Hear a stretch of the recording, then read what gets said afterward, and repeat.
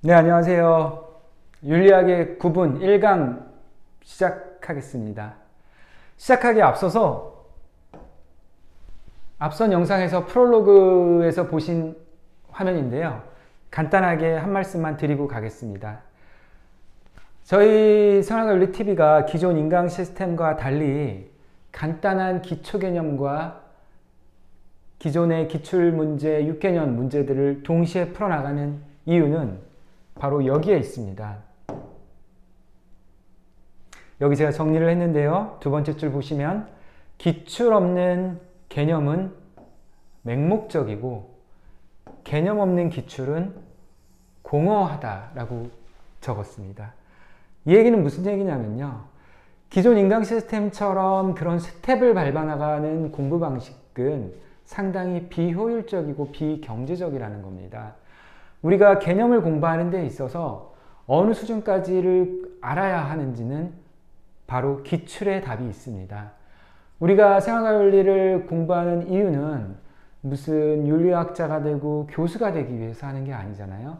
생활과 윤리라는 그 수능 시험에서 우리의 목표 1등급을 달성하기 위한 것입니다. 그래서 제대로 된 개념 공부는 기출의 한계 내에서 공부해야 하는 겁니다. 그래서 그보다 더 할 필요도 없고 덜 할 필요도 없는 수준을 알기 위해선 바로 기출이 가장 중요한 포인트가 되겠습니다. 그래서 무작정 기출 없이 개념만 공부하는 건 맹목적인 공부가 될 수밖에 없고요. 또한 다른 한편으로 개념이 제대로 갖춰지지 않고 그냥 기출만 풀면 상당히 일회적인 기출풀이가 되고 나중에 남는 게 아무것도 없을 수가 있겠죠. 그래서 저희 수업 방식은 개념을 배우면서 간단하게 익히고 바로 기출문제를 풀 거고요. 기출을 통해서 자연스럽게 개념을 살찌우고 더 접근해 나가는데 익숙해지게 만들 것입니다. 수업을 진행하면서 좀 더 본격적으로 이해를 해보도록 하겠습니다. 자, 그러면 1강 윤리학의 구분 문제인데, 구분 강의인데요. 매년 1번 문제로 100%로 나오는 단원이죠. 이건 제가 나눈 부분이긴 하지만 2013년부터 2019학년도까지 매년 1번 문항으로 나왔었고 난이도는 그렇게 높지 않습니다. 제가 왜 안 나오지? 난이도를 하라고 체크를 했는데요. 그래서 그렇게 높지 않은 난이도 수준이기 때문에 제 말씀만 잘 따라오면 그렇게 어렵지 않게 1번 문제는 쉽게 정복이 될 것입니다. 자, 윤리학의 구분에 있어서 우리가 가장 먼저 기초적으로 관심 가져야 될 부분이 바로 이론 윤리학과 실천 윤리학 부분인데요. 자, 이론 윤리학. 어떤 겁니까? 도덕의 원리 혹은 도덕 근본 원리를 세우는 겁니다. 보편적인 체계를 구축하는 겁니다. 고전적인 과거의 철학자들이나 윤리학자들이 자신만의 주의 주장을 만든 그런 이론들을 의미를 하겠죠.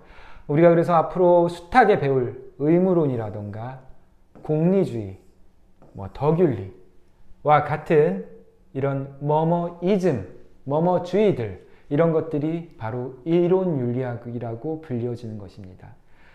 그리고 두 번째로 실천 윤리학 혹은 응용 윤리학인데요. 이러한 이론들을 기반으로 해서 현실 문제 해결에 초점을 두는 그런 윤리학을 바로 실천 윤리학이라고 부릅니다. 그래서 키워드 보시면 아주 구체적이고 현실적인 그리고 현실의 어떤 행위 지침을 제시해주고 대안을 제시해주는 거에 크게 관심을 갖는 분야가 바로 실천 윤리학, 응용 윤리학이 되겠습니다. 그래서 이 이론과 실천 윤리학은 뗄래야 뗄 수가 없는 관계겠죠. 그래서 이러한 이론 윤리학과 실천 윤리학을 합쳐서 우리가 규범 윤리학이라고 부릅니다. 그리고 기타 이제 메타 윤리학과 기술 윤리학을 알아보면요. 이쪽은 1번 문제에서만 한번 알고 넘어가시면 됩니다. 그래서 아주 깊이 있게 아실 필요도 없고 1번 문제만 잘 풀 수 있는 수준으로만 아시면 되니까 어렵지 않게 접근해 보도록 하죠. 먼저 메타 윤리학이 있는데요. 메타라는 말은 여러분 메타라는 접두사 어떤 겁니까? 통상 어디 어디 너머에, 어디 어디 근저에, 어디 어디 기저에 이런 뜻을 갖죠. 우리가 물리학을 피직스라고 할 때 메타피직스 하면 형이상학, 그 물리학적인 기반의 너머에 있는 그런 걸 우리가 메타피직스라고 부르는데 그와 같이 뭔가 그 이상을 탐구하는 그러한 것을 의미할 때 메타라는 표현을 씁니다. 그래서 메타윤리학은 여기 내용 보시면 옳다, 그르다, 선하다, 악하다 이런 말도 우리 다 알고 있는 내용들이죠. 무슨 말인지. 하지만 메타윤리학은 그냥 넘어가지 않습니다. 도대체 옳다는 말, 그르다는 말, 선하다는 말, 악하다는 말 이런 게 도대체 무슨 뜻인가? 그런 말의 언어의 의미 분석에 관심을 갖습니다. 그리고 이런 이론 윤리학들, 이런 것들의 이론들의 타당성을 검토하는 것을 즐겨합니다. 그래서 어떤 윤리학이, 특히 이론 윤리학이 정말 학문으로 성립 가능한지를 규명하고 또 검증하고 추론하고 논리적인 구조를 파악하고 판단 기준을 또 검토하고 이런 거에 관심을 갖는 것이 바로 메타 윤리학입니다.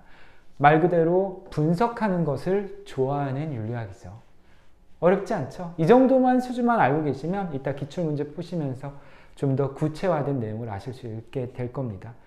그리고 마지막으로 기술윤리학이라고 있는데요. 기술윤리학은 핵심이 가치 중립적으로 기술하는 걸 의미하는데 여기서 기술은 어떤 테크닉이 아니라 디스크립션입니다. 서술하는 것, 기술하는 것, 있는 대로 쓰는 것 그런 걸 바로 기술윤리학이라고 하는데요. 디스크립션. 영어 이런 거 몰라도 됩니다. 그냥 잘난 척한 겁니다.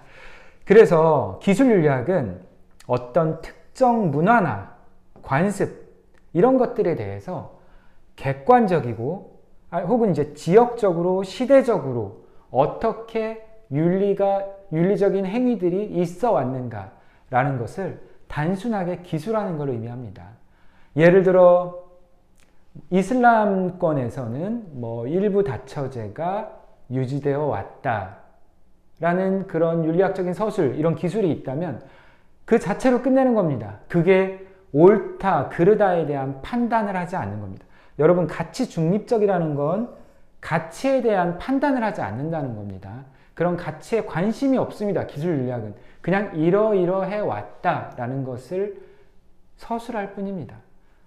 우리나라도 조선시대 때 어떠한 윤리적인 사고들이 있어 왔다.